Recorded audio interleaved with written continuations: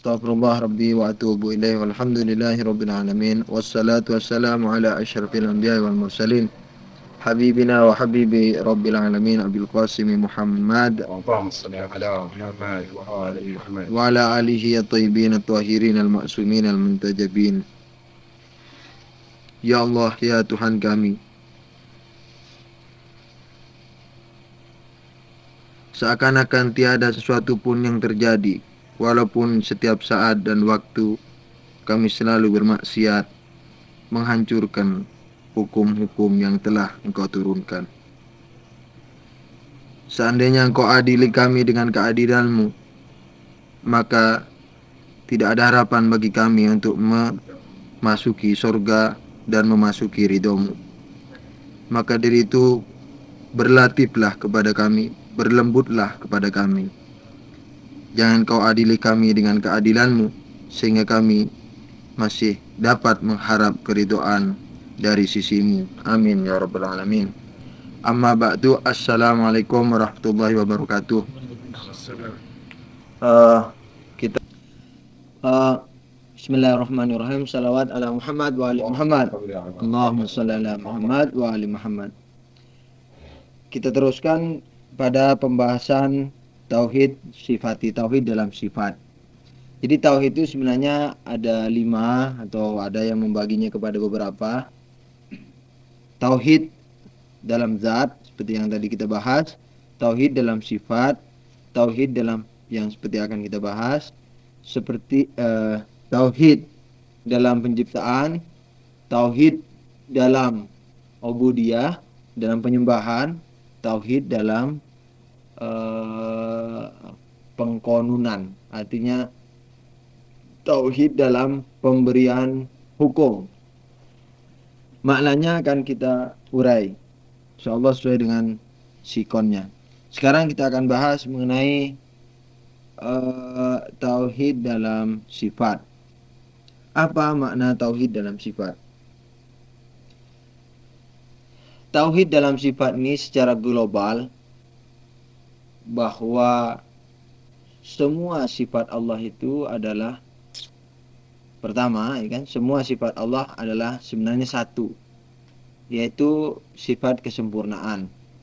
Rahman, Rahim, Wujud, Hayyun, Qidam, Baqa, Muqallab lil Hadis, begitu dalik. Itu semuanya adalah sifat kesempurnaan.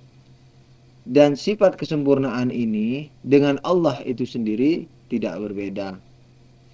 Alias tauhid sifat dengan ibarah yang lebih jelas adalah sifat Allah sama dengan tauhid Allah. Kalau kita menilik kepada makhlukat, kepada makhluk-makhluk, kan? Kealiman Z misalnya, bukan Z, kan? Z kama yuqal fi al-amsilah هو أمر. kealiman Z, tapi ini Z memang alim, cuman maksudnya di sini supaya antum enggak, kealiman Z itu berbeda kan dengan Z-nya. Antara yang disifati tidak sama dengan sifatnya itu. Ilmunya bukan orangnya, orangnya bukan ilmunya. Putihnya bukan kapasnya, kapasnya bukan putihnya. Kapas itu kita bisa diwenter, apa namanya, di apa istilah orang sini, wenter pewarna itu apa? Spuk. Ya, di warna hitam jadi hitam lah. Si siapa ini? Si kapas ini. Tembok yang tadinya putih kita ganti dengan cat misalnya biru jadi biru. Jadi putih bukan kapasnya, kapas bukan putihnya, putih bukan temboknya, kan?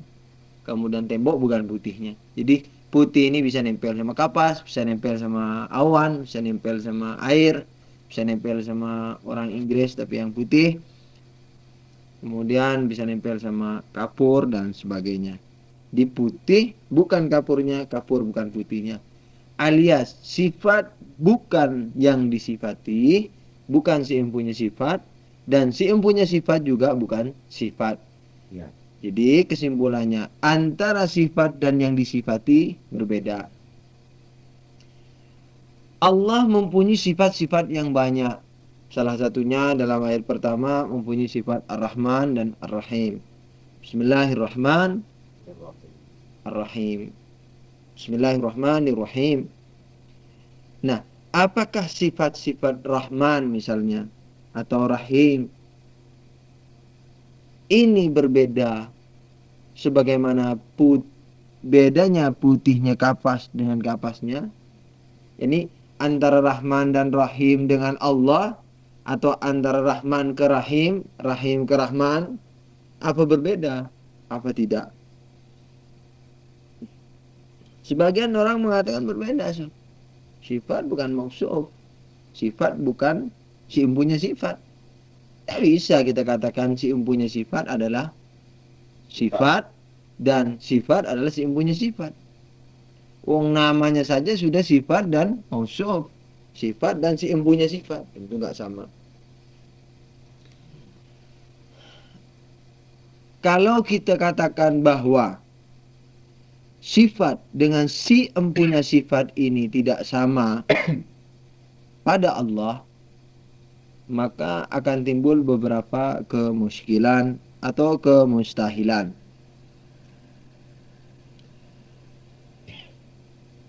Ini sudah agak enak, lancar kan? Sebab tauhid dzati sudah kita bahas. Jadi kalau Allah dan Rahman berbeda. Allah bukan Rahman, Rahman bukan Allah. Berarti pada diri Allah terdapat sekutu. Dua unsur, unsur zat dan unsur sifat. Maka itu Allah bersebab. Di Allah wujud karena adanya Allah sebagai zat dan adanya sifat Allah itu. Kemudian juga kalau kita katakan beda, maka pada diri Allah ada sifat perlu. Ketika matahari bercahaya, matahari bersinar, maka matahari perlu kepada sinarnya. Sinarnya juga perlu kepada matahari. Putih perlu pada kapas, kapas perlu pada putihnya. Saling membutuhkan. Jadi kalau Allah tidak sama dengan Rahman, maka Allah perlu kepada Rahman, Rahman juga perlu kepada Allah sehingga menjadi Allah yang Rahman. Ada sifat perlu, padahal pada dirinya tidak boleh ada sifat perlu.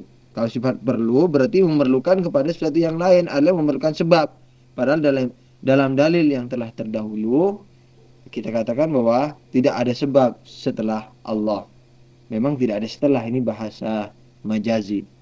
Artinya ketika sebab itu sudah sampai ke Allah, setelah itu nggak ada sifat lagi. Nggak ada sebab lagi. Kemudian juga kalau kita mau pakai ayat Quran, antumul fuqara ilallah wallahu ghaniyun hamid. Salah satu sifat Allah adalah ghani, kaya. Nggak mungkin perlu. Itu dalil pertama. Kira-kira ada berapa poin tadi? 3 poin. Dalil berikutnya, kalau sifat Allah tidak sama dengan Allah, maka kita tanya, sifat Allah ini qadim apa hadis? Qadim. Kalau qadim ada 2 qadim. Itu seandainya sifatnya hanya Rahman. Belum sifat hayyun, wujud, kita bapak dan sebagainya. Jadi kalau 100 asmaul husna atau 99 ditambah Allah menjadi 100, maka seandainya itu qadim semua, maka ada 100 qadim. Lebih dahsyat daripada Masehi. Kalau Masehi hanya trinitas. Dan kalau mau diartikan begitu, ayat pertama di dalam Al-Quran pun mengajarkan trinitas. Mengajarkan trinitas. Bismillahirrahmanirrahim. Allah nggak sama dengan Rahman, Rahman nggak sama dengan Allah, Allah nggak sama dengan Rahim, Rahim nggak sama dengan Allah, Rahman nggak sama dengan Rahim, Rahim nggak sama dengan Allah. 3 unsur menjadi 1, trinitas. Baru ayat pertama, belum lagi ayat kedua. Kalau kita katakan bahwa sifat Allah tidak sama dengan Allah, Jadi apa nama tadi? Sifat Allah tadi kalau kita katakan qadim berarti ta'addadal udama, ya kan? Yang qadim yang tidak bersebab menjadi banyak. Kalau 99 Asmaul Husna tambah Allah jadi 100, maka menjadi 100 yang tanpa sebab. Ini syirik jelas. Kemudian dalil yang lain. Mungkin orang berkata, oh enggak qadim. Rahman tidak qadim. Dia adalah hadis. Artinya baru. Kalau hadis kita tanya, siapa yang menciptakan? Kalau yang menciptakan selain Allah, maka jelas syirik. Rahman, siapa yang menciptakan kalau dia hadis? Selain Allah syirik. Oh enggak. Bukan selain Allah dong. Ini semua katanya Allah yang menciptakan. Hadis ini, Rahman ini Allah yang menciptakan. Kalau Allah yang menciptakan Rahman, berarti Rahman adalah makhluk min kibalillah, ya kan? Makhluk, salah satu makhluk. Rahman dari makhluk-makhluk Allah. Apa masuk di akal? Allah itu menciptakan makhluk, kemudian makhluknya itu diperlukan oleh Allah. Itu saja sudah tidak masuk akal. Jadi begitu Allah menciptakan makhluk, di makhluk itu yang perlu kepada Allah. Jangankan dari segi hal-hal yang lain, dari keberadaannya pun sudah berkat Allah. Bagaimana Allah mau memerlukan kepada dia? Misalnya seorang yang alim, mempunyai ilmu banyak, ngajari sama muridnya 2 tambah 2 4. Ditanya sama muridnya, ya Ustaz, kenapa engkau mengajari aku? Iya, karena aku ingin belajar kepadamu. Kan gak mungkin. Dia ajari orang 2 tambah 2 4 supaya mengajari kepada dirinya. Gak mungkin. Itu sedang-sedang aja sudah mudhik. Jadi membuat kita tertawa. Termasuk lebih dalam lagi. Kalau si Rahman ini Allah yang menciptakan, dalam kaidah filsafat ada begini. Faqidu syai' la yu'ti. Yang tidak punya tidak mungkin memberi. Nah, nggak punya uang nggak mungkin ngasih orang uang. Anak nggak punya beras nggak mungkin ngasih orang beras. Faqidu syai' tidak mempunyai sesuatu nggak mungkin memberi sesuatu itu. Jadi yang tak punya tak mungkin memberi.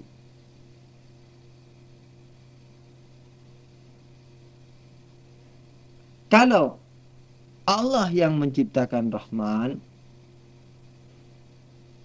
kalau begitu Allah sebelum menciptakan Rahman harus punya Rahman pada dirinya. Jadi saya sebelum memberi uang, saya harus punya uang dulu. Di Allah untuk menciptakan Rahman, dia harus mempunyai kerahmanan itu pada dirinya. Nah, kalau begitu, dia sudah Rahman sebelum menciptakan Rahman. Ya kan? Sebelum saya memberi uang, saya harus punya uang. Saya sudah kaya sebelum diberi oleh yang diberi saya itu. Saya punya uang. Ini kau saya kasih. Untuk apa? Supaya kau ngasih sama aku. Ya kan? Supaya aku jadi kaya setelah kau beri. Nah, kalau begitu, ya kan? Dia kaya sebelum diberi. Jadi sebelum si Rahman itu nempel sama Allah, Allah sudah Rahman duluan. Buat apa menciptakan sifat Rahman kemudian dipakai lagi? Bahkan sifat kuping masuk mulut ada istilah. Jadi bahkan Rahman yang diciptakan Allah ini derajatnya lebih rendah dari Rahman yang dipunyai Allah. Lebih tinggi yang dipunyai Allah. Ya kan? Kemudian, nah sekarang lucunya itu begini. Dalil yang lain ini. Nggak tahu ini yang keberapa lain ini sudah. Ingat-ingat sendiri. Kalau Rahman itu Allah yang menciptakan, berarti sebelum diciptakan tidak ada Rahman kan? Seandainya kita katakan bahwa Rahman ini lain dengan Allah, dan Rahman ini Allah yang menciptakan, berarti sebelum diciptakan tidak ada Rahman. Allah kalau tidak ada Rahman, Allah bakhil ini sebelum. Sebelum diciptakannya sifat Rahman, Allah bakhil. Ini kurang menggelitik kita. Coba kita ambil sifat yang lain, yaitu alim. Allah alim. Sifat alim ini sebelum diciptakan oleh Allah, berarti Allah bodoh. Waliyauzubillahi min dzalik, min hadil i'tiqadat. Yang lebih raksi lagi, Allah sifat hidup atau sifat wujud. Jadi sebelum sifat wujud itu diciptakan oleh Allah, Allah nggak ada. Sebelum sifat hidup itu diciptakan oleh Allah dan menempel sama Allah, berarti Allah mati. Wa kaifal mayyit takhluqul hayy. Nggak mungkin. Bagaimana kita mau memasukkan ke dalam akal kita bahwa yang mati menciptakan yang hidup, yang tidak ada menciptakan ada? Ini mustahil. Jadi dengan dalil-dalil yang tadi, tidak ada cara lain kecuali menyatakan bahwa sifat-sifat itu sebenarnya adalah Allah itu sendiri. Nggak ada bedanya. Istilahnya ekstrimnya itu Allah tidak bersifat dalam makna tadi. Ya. Allah adalah Allah dan Allah itu adalah kesempurnaan. Allah adalah ainu kamalihi. Adalah ya hakikat kesempurnaan itu adalah Allah. Cuma kalau Allah tidak mengenalkan dirinya dengan bayang-bayangnya, so ini majasi. Allah nggak mempunyai bayang-bayang. Kalau Allah tidak mengenalkan dirinya dengan bayang-bayangnya, kita nggak bisa mengenal Allah. Nggak bisa kita kenal Allah. Aku adalah aku, kata Allah. Nggak bisa kita dengar, nggak bisa kita pahami. Maka itu Allah pinjam bahasa kita. Dalam bahasa Arab ada Rahman. Oh, Allah orang itu Karim. So. Allah nyebut Anal Karim. Dipinjam sama Allah sifat orang itu dipinjam. Ana juga Karim. Itu Rahman. Ana juga Rahman. Kalau bahasa Indonesia memang ada bedanya kan? Ya. Misalnya itu pengasih. Kalau Allah Maha pengasih. Tapi kalau dalam bahasa Arab kan nggak ada bedanya. Rahman ya Rahman. Dulu pakai orang. Dipinjam sama Allah. Jadi hakikat dalam Quran Bismillahirrahmanirrahim itu sebenarnya bayang-bayang Allah. Rahman, Rahim itu bayang-bayang. Ingat, ini bayang-bayang perumpamaan. Jadi istilahnya Allah mengenalkan kepada kita segi-segi, tapi Allah nggak punya segi. Nanti kalau punya segi ada sekutu, ada jajak. Maksudnya Allah mengenalkan kepada kita apa-apa yang mampu kita pahami. Maka itu Imam Ali mengatakan kamalul ikhlas, sempurnanya ikhlas itu adalah meniadakan sifat-sifat Allah dalam Nahjul Balagha.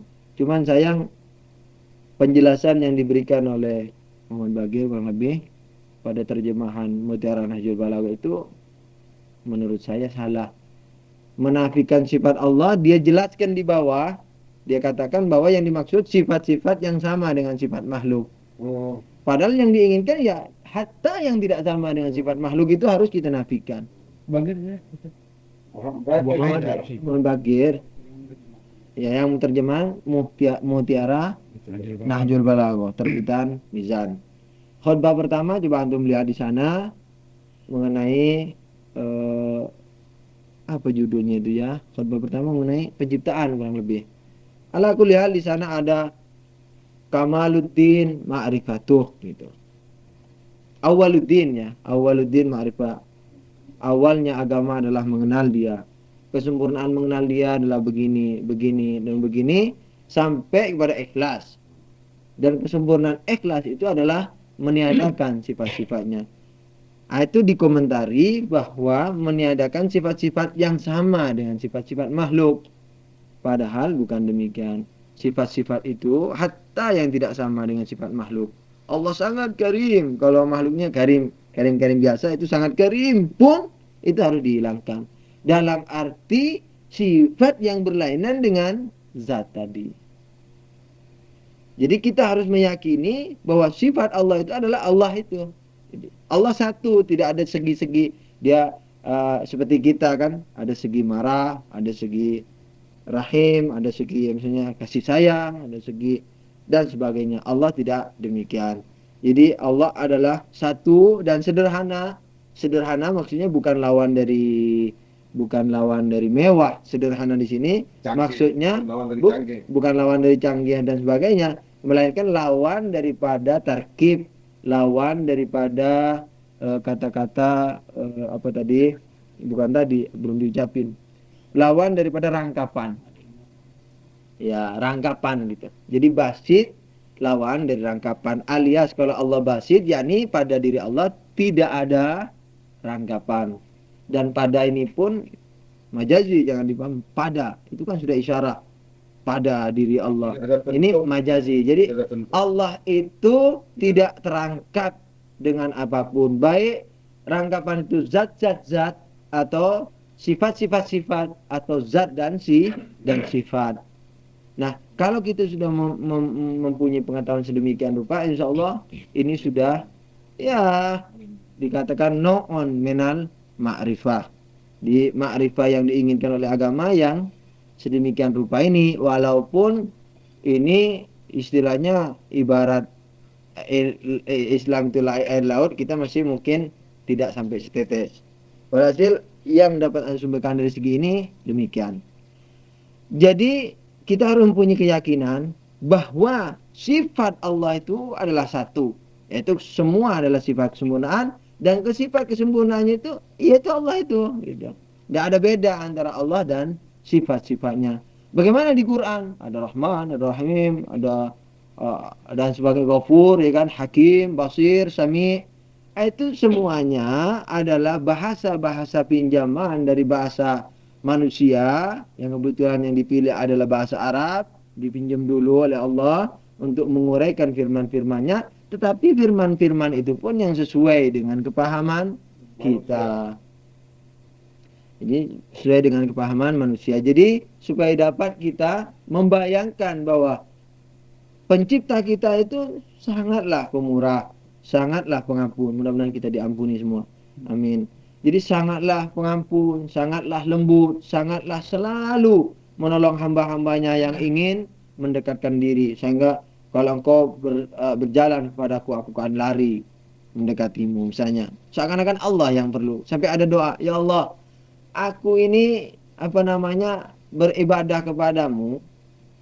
Begitu hebatnya engkau menganjurkan, seakan-akan engkau perlu kepada ibadahku. Padahal aku yang perlu kepadamu. Jadi sampai ada salah satu urafa, kurang lebih dari aimah kita, yang berdoa demikian, cuman bentuk urainya sudah lupa dari kata-katanya. Intinya itu, ya Allah, engkau anjurkan kami beribadah kepadamu seakan-akan engkau perlu kepadaku. Maka itu di Syiah tidak mungkin karena ini, ya kan? Maka dalam sholat tidak pakai lillahi ta'ala. Misalnya usalli fardhu zuhri lillahi ta'ala, arba rakaatin mustaqbil qiblati lillahi ta'ala, itu enggak pakai. Ada kemungkinan karena itu. Jadi kalau lillah kan bisa dua arti. Lillah itu bisa karena Allah. Tapi lillah juga bisa berarti untuk Allah. Nah, kalau untuk Allah ini la yajuz, tidak boleh. Tapi kalau lillah mau diartikan karena Allah, bisa. Boleh kayaknya lillah diartikan karena Allah. Boleh. Jadi kalau demikian dalam syariat juga tidak diapa-apa. Jadi boleh, dibolehkan. Tapi kalau lillah dalam arti untuk Allah, ya kan, itu enggak boleh. Walaupun dalam zahirul ayah yang mengatakan Ma khalaqtul jinna wal insa illa liya'budun. Aku tidak ciptakan jin dan manusia kecuali taat kepadaku. Ibadah itu bukan hanya sholat puasa. Ibadah meninggalkan yang dia maasi, yang diharamkan, dan melakukan yang diwajibkan. Nah itu bukan berarti Allah perlu. Maka itu dalam ayat yang lain, antumul fuqara ilallah wallahu ghaniyun hamid. Anda yang perlu kepada Allah tapi Allah maha kaya. Atau dalam ayat yang lain, kalau engkau berbuat, saya sudah lupa bahasa Arabnya, kalau engkau berbuat kebaikan maka telah sebenarnya engkau berbuat kebaikan untuk dirimu, dan kalau engkau berbuat fa'in asatum falaha, itu anak ingatnya buntutnya aja, kalau engkau berbuat kejahatan maka itu untuk dirimu sendiri. Ya in ahsantum la'am sikap, tapi itu hadis ya. Oh ya, in ahsantum li'anfusikum wa in asatum falaha fa'alaiha, ya kan. Jadi kalau engkau berbuat baik maka berbuat baik untuk dirimu, yakni bukan untuk Allah. Kalau engkau berbuat jahat maka juga untuk dirimu.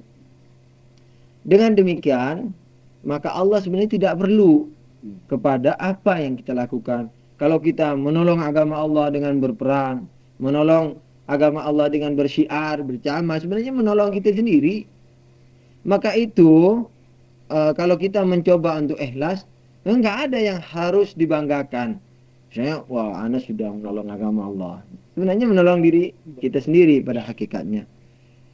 Cuman pertolongan itu tidak bisa sirkulasinya itu tanpa melewati terminal Allah. Artinya terminal keriduan. Ya, bukan berarti tempat, ini majaz. Jadi, maka dari itu ajib hadis kisah. Saya dulu, ini saya mau bercerita. Ini bukan sangat dalam, bagi saya sangat dalam, nggak tahu bagi antum, nanti saya ceritakan, tapi cukup berat, berhati-hati. Saya memikir ini kurang lebih 2 tahun. 2 tahun saya mikir hadis kisah. Saya dulu si Wahabi, bumi ini untuk kita kan. Ternyata di hadis kisah ada hadis begini, yang intinya, wahai malaikat-malaikat kata Allah, sungguh tidak kuciptakan langit dan bumi, matahari bersinar, laut-laut bergelombang, kurang lebih demikianlah, kecuali untuk mencintai mereka. Mereka ini, apa mereka? Kata mereka Jibril. Mereka adalah Muhammad, Ali, mereka adalah Fatimah. Disebut dulu ya Allah perempuannya, Fatimah. Dan ayahnya, dan suaminya, dan anaknya. Itu kata guru saya, ini kalau dibahas dalam suatu seminar misalnya di Amerika sana untuk bagaimana posisi perempuan di dalam Islam, sungguh mereka akan takjub. Misalnya di mana di Mekah sana ada makam siapa dekat Ka'bah kan, di dekat Ka'bah Hajar. Siti Hajar, kan? Itu beberapa mazhab atau mungkin seluruh mazhab itu kalau dia tawaf tidak mengitari makom itu juga, kuburan itu juga. Jadi dia mengitari Ka'bah aja dan tidak mengitari makom itu batal tawafnya. Sampai begitu. Nah, saya mikir kan.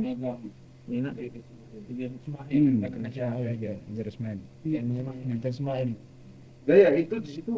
Itu ada makbarah itu. Makbarahnya Siti Hajar. Iya. Ana mikir kiki ini. Wah iya sudah nih.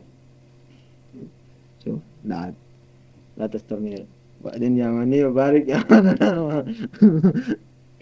Wah jemberan anak, pengen jemberan. Ala kulli hal. Ya kan, saya mikir kiki ini. Kok Allah mengatakan tidak menciptakan langit dan langit ini matahari kecuali untuk mencintai mereka. Saya mikir, walaupun saya sudah Syiah waktu itu, betul-betul saya dengar dari anak Thailand, ini semua diciptakan untuk mencintai Ahlul Bait. Ya Allah. Tapi anak mikir ini mungkin Syiah yang kelewat. Pula. Tapi anak tidak berani mengejek dan saya masih memikir sampai 2 tahun. Setelah pulang dari satu hari dari belanja, mau masuk kamar baru saya ketawa sendiri. Itu kurang lebih 2 tahun. Saya mikir tuh, gak berani anak ajukan sama orang. Jangan-jangan anak nanti nggak Syiah lagi. Tapi kelihatannya berat. Anak pikir terus. Gitu. Akhirnya kurang lebih 2 tahun itu baru terselesaikan. Ternyata begini, enteng sekali sebenarnya. Sekarang saya dahului dengan beberapa pertanyaan. Langit, bumi, matahari, bulan, laut, dan seisinya. Mana lebih afdol daripada surga? Mana yang lebih mulia? Semua ciptaan ini dibanding surga. Surga afdal. Surga toh, tentunya surga. Jawaban kita surga. Sekarang, kan? Saya bertanya, mana lebih afdol antara surga dan agama itu sendiri? Kan. Yang mengajarkan kecintaan kepada Allah, ya kan? Sampai-sampai di akhirat itu dalam satu riwayat orang disuruh masuk surga nggak mau. Siki, apa yang dicari? Allah tahu. Ana hanya mencarimu ya Allah. Itu Surgamu. ya mencari kecintaan dan sebagainya. Itu Imam Ali sampai membagi ibadah kepada 3. Di mari kita bahas, ya kan? Ibadatul hur atau ibadatul syakirin atau ibadatul hub. Ya, ibadahnya orang bebas, orang cinta, orang syukur.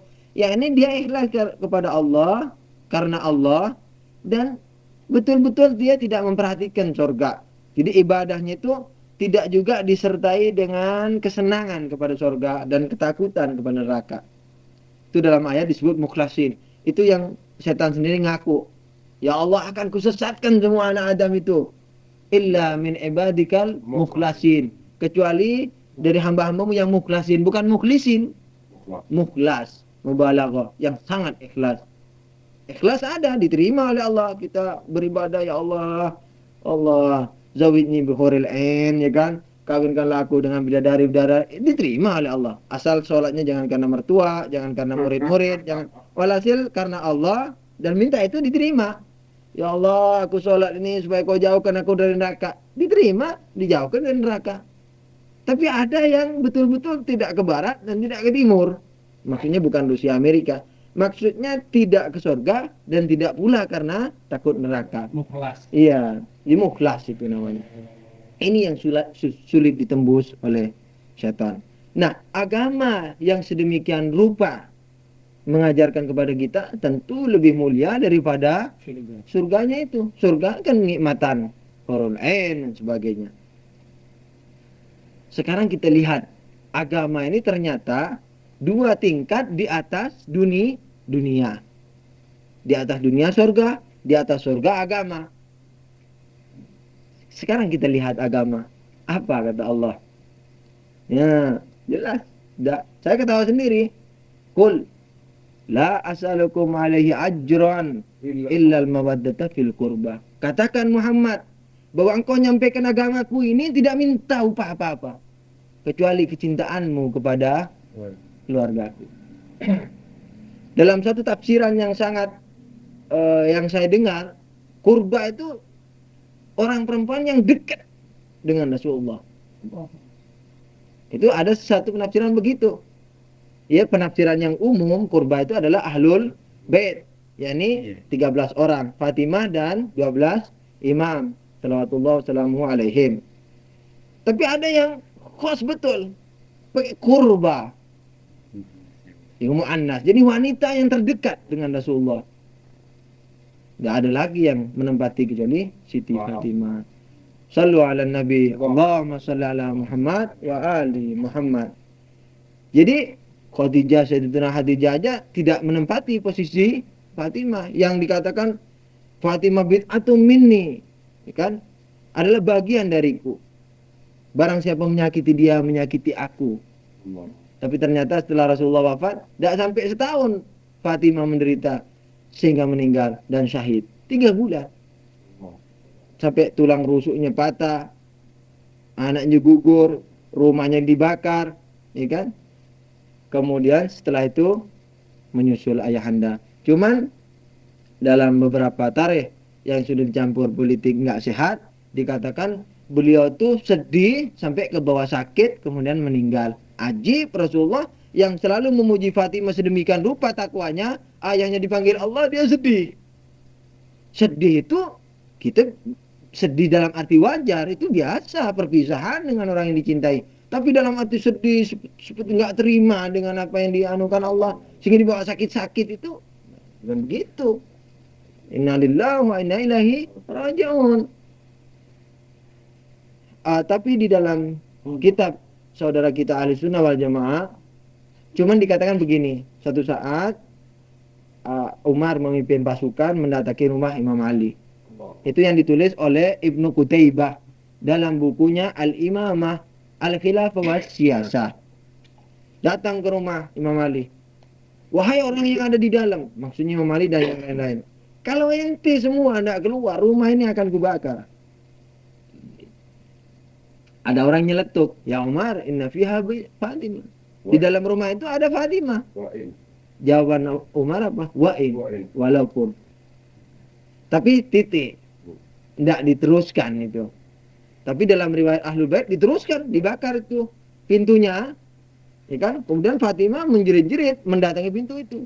Wahai umat ayahku, kurang lebih demikian. Apa yang kau lakukan kepada keluarga nabimu? Ayahku baru saja meninggalkan kalian. Lalu apa yang kalian lakukan terhadap kami? Tidak dihitung itu. Sampai kuncinya sudah kira-kira terbakar, termakan api, diterjang itu pintu dari luar. Bak! Mengenai Sayyidatuna Fatimah alaihissalam. Sampai terjungkal ke tanah dan tulang rusuknya patah. Kemudian kandungan yang masih ada gugur.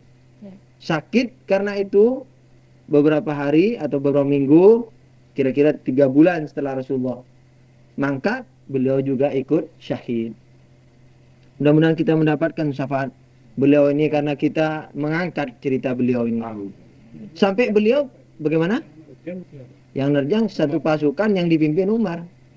Allah Umar sendiri atau gimana? Kita Sebetulnya ada nama. bagaimana? Anda pernah nyebut? Ya.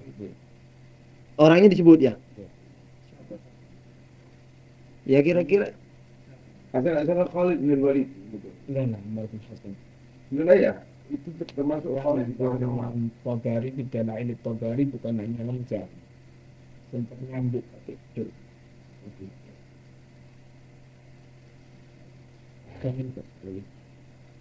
Ala kulli hal, jadi sampai tapi beliau cerdas. Orang sudah mendapat pujian dari Allah ya kan. Beliau cerdas. Sampai beliau berwasiat, jangan sampai orang-orang ini mensolati aku dan jangan sampai tahu kuburku. Sampai sekarang nggak ada satupun kaum muslimin yang tahu kecuali Ahlul Bait. Itu adalah politik yang luar biasa canggihnya. Apa tujuannya? Supaya orang tahu di masa depan bahwa terjadi sesuatu di zaman Nabi, setelah Nabi maksudnya. Sampai kubur putri Nabinya aja nggak tahu, gimana kita? Orang Masehi itu telapaknya bekas Nabi Isa itu dicium. Pernah Imam Shadiq suatu hari bertongkat. Kalau nggak salah Bu Hanifah. Ya, wahai Ja'far Shadiq, Anda masih muda, masih bertongkat-tongkat. Dia bilang, ini tongkat Rasulullah. Dicium. Imam Shadiq bilang, ajib ente. Kok ajib? Ini tongkatnya kau cium, tapi darahnya kau tak cium. Darah yang mendapat jaminan yang sedemikian rupa, yang menyinari seluruh alam. Karena khalifatullah fil ardh. Ala kulli hal, kita teruskan kepada itu sudah tambahan. Karena ada manfaatnya, baik kepada keimanan, atau kepada pengetahuan juga, mengenang kemadluman Ahlul Bait. Selalu di pengajian-pengajian Ahlul Bait, orang-orang Ahlul Bait ini, selalu kalau di daerah Ahlul Baitnya jarang tidak mengutip walaupun sekilas tentang derita mereka. Ala kulli hal, ya kan? Allah mengatakan apa dalam agama? Qul, katakan Muhammad. Kalau qul katakan Muhammad berarti Allah ingin kan? Allah ingin. Jadi apa yang diinginkan dalam Quran yang diucapkan oleh Nabi adalah itu keinginan Allah. Karena Nabi adalah lisan Allah. Ingat ini majazi. Lisan Allah maksud majazi. Kalau bahasa Anda mau pakai corong-corong Allah tapi kurang hormat kelihatannya. Jadi lisan Allah tapi majaz ya. Jadi Allah itu menyampaikan apa yang diinginkan melalui Nabi Muhammad SAW. Dalam ayat itu Allah berfirman apa? Qul, katakan wahai Muhammad, aku tidak minta upah apa-apa dari kerjaku ini. Menyampaikan agama, kecuali cinta kepada mereka Ahlul Bait. Nah, kalau agama saja yang 2 tingkat di atas alam ini, kalau ada hadis mengatakan aku ciptakan matahari dan semua untuk mencintai mereka, wallah tidak ajib ini. Sama sekali tidak ajib.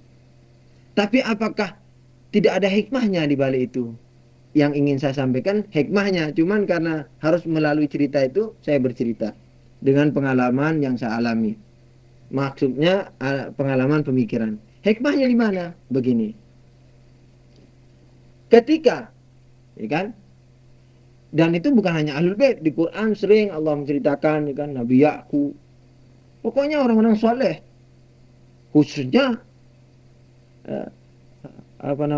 rajanya, orang-orang soleh, Ahlul Bait setelah Nabi tentunya.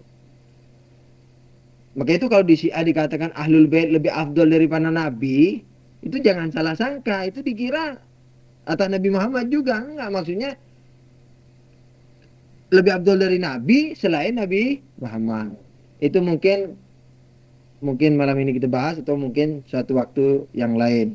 Kenapa kok lebih afdol? Ayatnya Qur'ani, ada di Quran. Walhasil kita mau cerita itu tadi. Ini Allah, ya kan, menyebutkan orang-orang soleh. Apakah itu novel? Cerita? Tidak. Di dalamnya itu Allah ceritakan supaya orang mengambil tauladan daripadanya. Bahkan pada beberapa ayat Allah mewajibkan kita cinta, termasuk kepada Ahlul Bait. Kenapa begitu? Karena kalau kita mencintai seseorang, sungguh kita ingin meniru apa yang mereka lakukan.